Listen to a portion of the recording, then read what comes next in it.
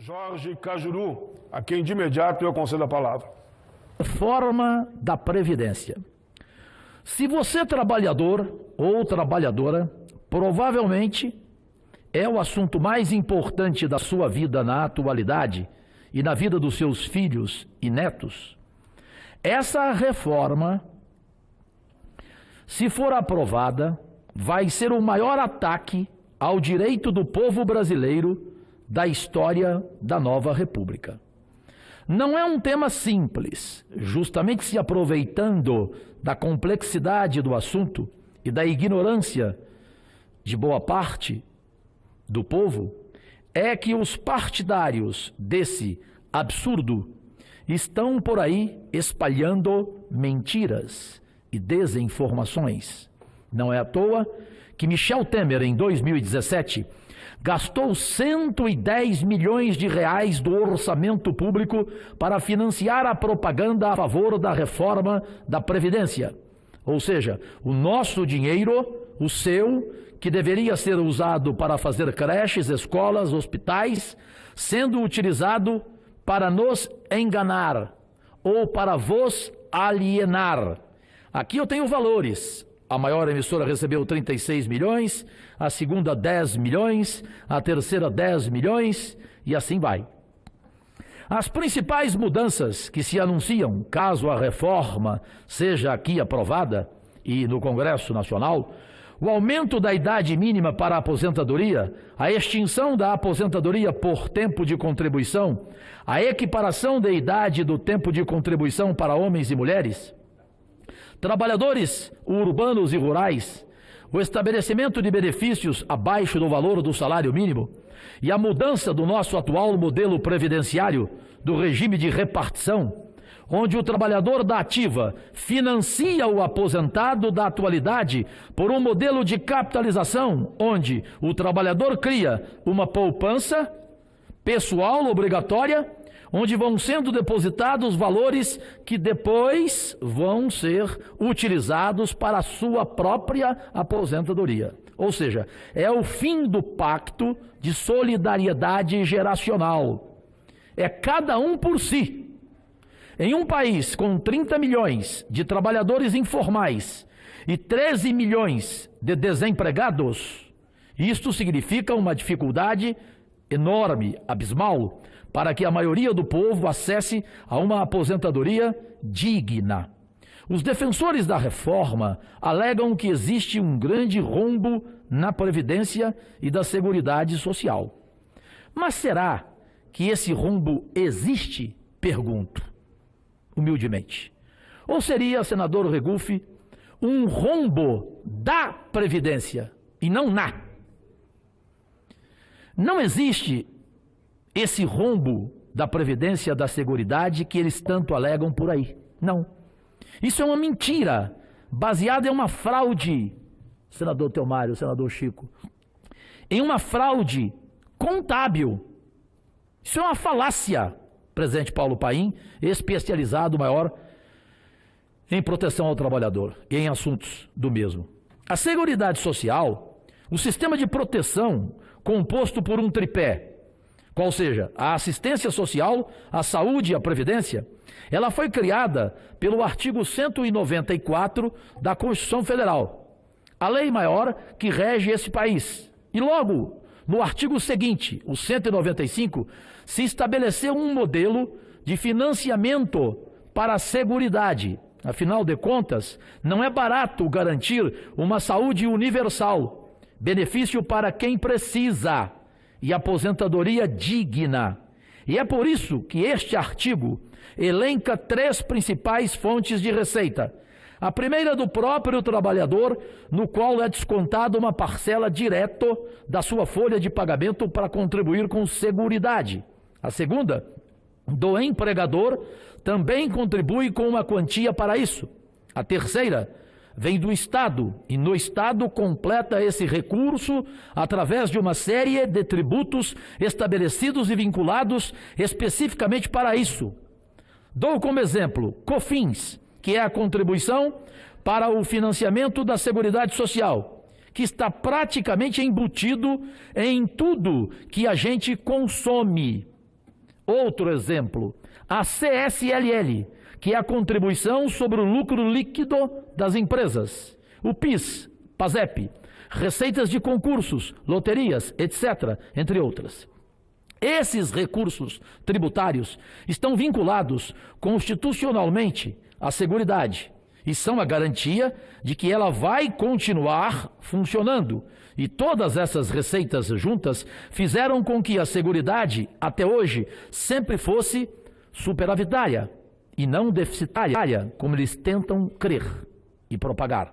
Alguns anos depois do governo de Fernando Henrique Cardoso, ele estabeleceu uma coisa que mais tarde viria a se chamar DRU, que é a desvinculação das receitas da União.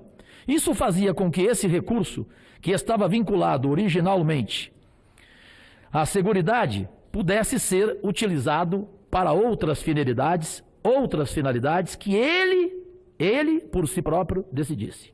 Naquela época, foi estabelecido o valor de 20% de desvinculação. Em 2016, o Michel Temer aumentou esse valor para 30%, senador Paim sabe muito bem. Só em 2017, foram 113 bilhões de reais retirados pelo DRU, pela famosa DRU da Seguridade. E sabe para onde foi, para onde vai esse recurso? Quem sabe? Quem pode me responder? Vai para pagar juros e amortização da dívida pública. Uma dívida que nunca foi auditada, que já atinge, vossas excelências desta casa, já atinge brasileiros e brasileiras, a casa dos 5 trilhões de reais, de maneira completamente insustentável e obscura, beneficiando um grupo seleto de credores, entre eles os principais bancos, que juntos lucraram em 2018 85 bilhões de reais, ministro Paulo Guedes, para que o povo fique sem direito à saúde, educação, escola e as coisas básicas.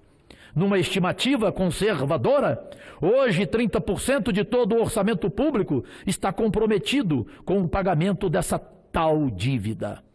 Metodologia de cálculo do governo que não leva em consideração alguns tributos e também não considera a DRU, e é por isso que eles alegaram que em 2017 o rombo da Previdência chegou a 292 bilhões, ou seja, repito, uma fraude contábil, uma disputa de narrativa para justificar a necessidade dessa reforma.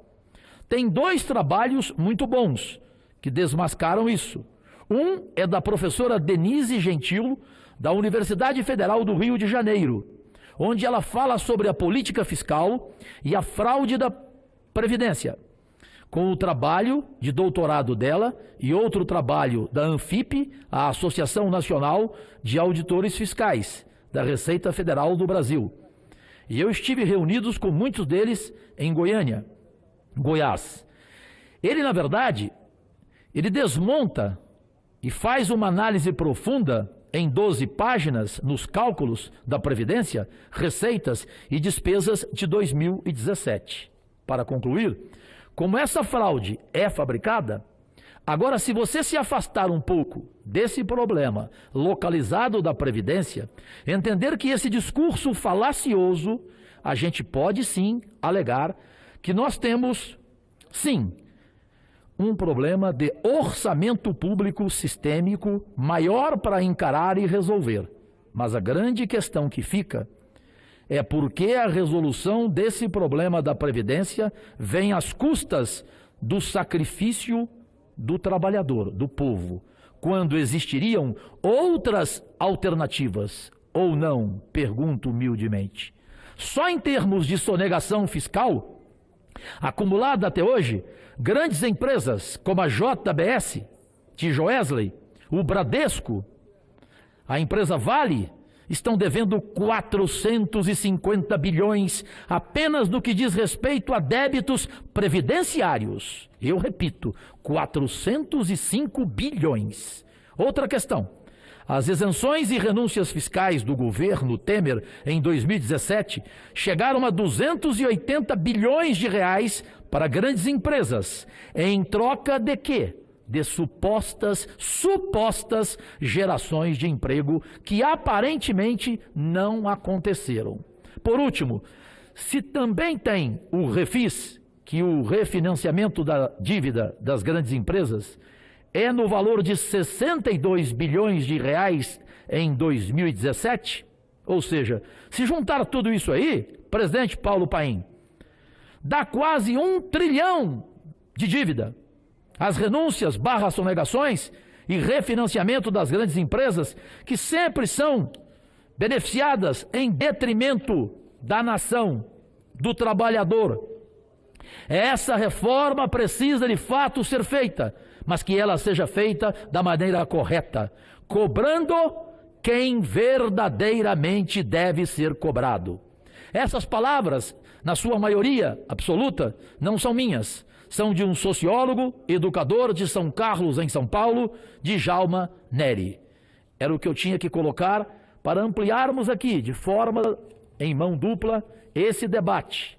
Debate entre parlamentares que estão pensando no trabalhador.